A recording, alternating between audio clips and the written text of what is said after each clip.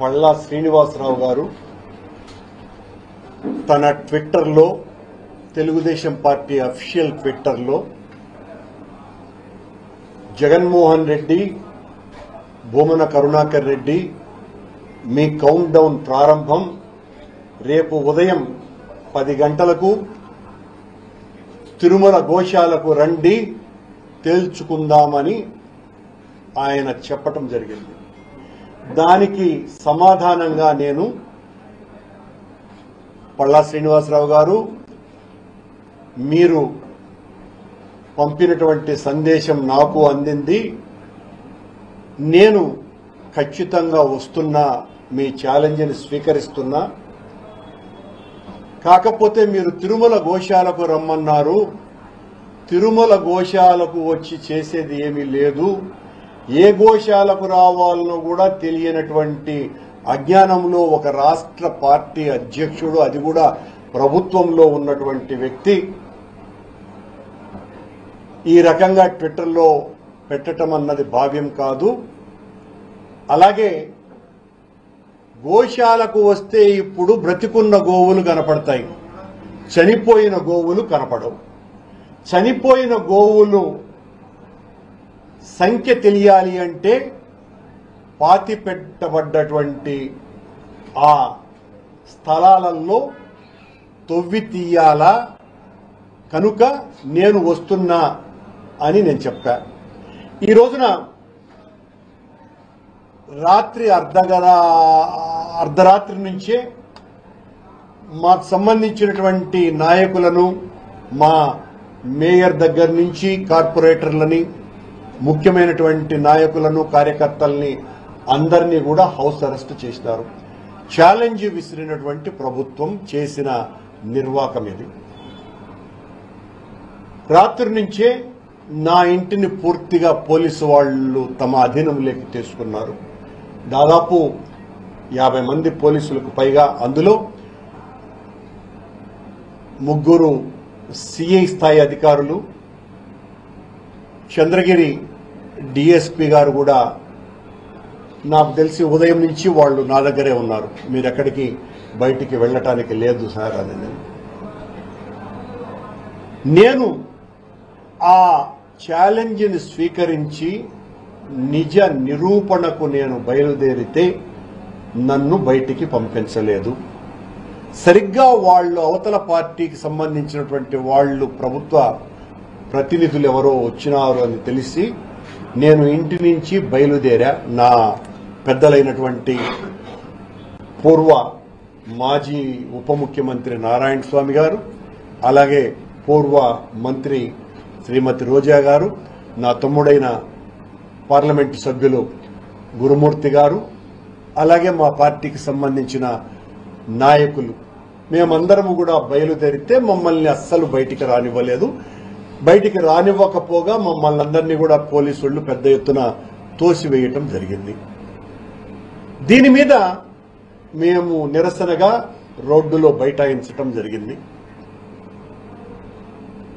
దీనికి పోలీసు వారు, అందులోనూ కూడా చాలా మంచి పేరు ఉన్నటువంటి అధికారిగా ఉన్న ఈ జిల్లా ఎస్పీ గారు ఇంతకుముందు పత్రికా సమావేశంలో మాట్లాడుతూ, మేము 5 మందిని అనుమతించినాము, కానీ వాళ్ళు 40 మంది రావటానికి సిద్ధపడ్డారని, తెలుగుదేశం పార్టీ వాళ్లను కూడా అలాగే కొద్ది మందినే పంపించినాము అని ఆయన చేత కూడా ఈ ప్రభుత్వం, ఆ నిబద్ధత కలిగినటువంటి పోలీసు అధికారి చేత కూడా అబద్ధం చెప్పించింది. ఉదయం నుంచి నేను, మా గురుమూర్తి గారు, మా నారాయణ స్వామి గారు, అలాగే మా ఎమ్మెల్సీ గారు, రోజా గారు ఈ 5 మందికి పర్మిషన్ ఇవ్వండి అని ఉదయం 8 గంటల నుంచి మేము పోలీసు వారిని విన్నవించుకుంటూనే ఉన్నాం. వారేమో అప్పుడు వారు పోయిన తర్వాత, ఎవరైతే ఆ తెలుగుదేశం పార్టీ శాసనసభ్యులు ఎవరో ఉన్నారో వాళ్ళు పోయిన తర్వాత మీ ఒక్కరిని అనుమతిస్తాము అని పదే పదే చెప్పటం జరిగింది. ఇవన్నీ కూడా ఆన్ రికార్డు కొన్ని వందల మంది పోలీసు వాళ్ల సమక్షంలో కూడా జరిగినటువంటి విషయం. మమ్మల్నేమో పంపించకుండా నిర్బంధించి అడుగడుగున ఆటంకాలు కలిగించి మేము 5 మంది వెళతామని చెప్పినా కూడా అనుమతి ఇవ్వకుండా ఒక జిల్లా స్థాయి ఎస్పీ స్థాయిలో ఉన్నటువంటి అధికారి చేత, ఒక నిజాయితీపరుడైన అధికారి చేత ఈ రకమైనటువంటి అబద్దాలు చెప్పించే స్థాయికి ఈ ప్రభుత్వం దిగజారింది. మేము ఆ మధ్యలో 12 గంటలకో ఎప్పుడో 11:30కో చంద్రగిరి అలాగే కాళహస్తి శాసనసభ్యులిద్దరూ కూడా నాతో ఫోన్లో మాట్లాడి అక్కడ ఉన్నటువంటి మీడియా ప్రతినిధులందరూ కూడా వినాలని, నేను ఎత్తకుండా పోతాననుకునేటువంటి ఉద్దేశంతో నాకు ఫోన్ చేయటం జరిగింది. నేను ఎత్తితే అన్న మీకోసం వెయిట్ చేస్తున్నాము చాలాసేపటి నుంచి అని చెప్పినారు. నేను కూడా వెయిట్ చేస్తూనే ఉన్నాను ఉదయం నుంచి నాని సుధీర్, కానీ నన్ను పంపటం లేదు. అంటే మీ పక్కన ఎవ్వడు ఒక్కరు లేరన్న పోలీసు వాళ్ళు, మీరు కావాలని చెప్తున్నారు అని. లేదబ్బా ఇక్కడంతా చాలా మంది పోలీసు వాళ్ళు ఉన్నారు, మీరు ఎస్కార్ట్ గాని అందించగలిగితే నేను రావటానికి సిద్ధంగా ఉన్నాను అని నేను చెప్పాను. చెప్పిన తర్వాత వాళ్ళు మేము పంపిస్తాము అని అన్నారు. వాళ్ళు పంపలా. నేను ఇక్కడ ఉన్నటువంటి పోలీసు అధికారులతో, ఇక్కడ డిఎస్పీ గారు కూడా ప్రసాద్ గారు కూడా ఉండినారు, ఇంకా ఉన్నారు అనుకుంటా బయట, ఆయనతో కూడా చెప్పడం జరిగింది మేము వెళ్తాము అని. వారు మమ్మల్ని పంపలేదు. అది కూడా విజువల్స్ అన్ని కూడా బయటికి వచ్చేసాయి. అలాగే తమాషాగా నాకు ఎవరైతే సవాలు విసిరారో ఆ రాష్ట్ర అధ్యక్షుడే తోక ముడిచి ఈరోజు రాలా. నా ఛాలెంజ్ని స్వీకరించాల్సినటువంటి బాధ్యత నిజానికి ఆయన మీద ఉన్నది. ఆయన ఛాలెంజ్ని నేను స్వీకరించినాను కాబట్టి. ఇలా తెలుగుదేశం పార్టీ, జనసేన పార్టీకి సంబంధించినటువంటి నాయకులు మమ్మల్ని ఏదో మేము ఆ ఛాలెంజ్ను స్వీకరించకుండా భయపడిపోయినాము అన్నటువంటి విషయాన్ని అందరికీ చెప్పేటువంటి ప్రయత్నం చేస్తున్నటువంటి మీకందరికీ కూడా ఈరోజు మించిపోయింది.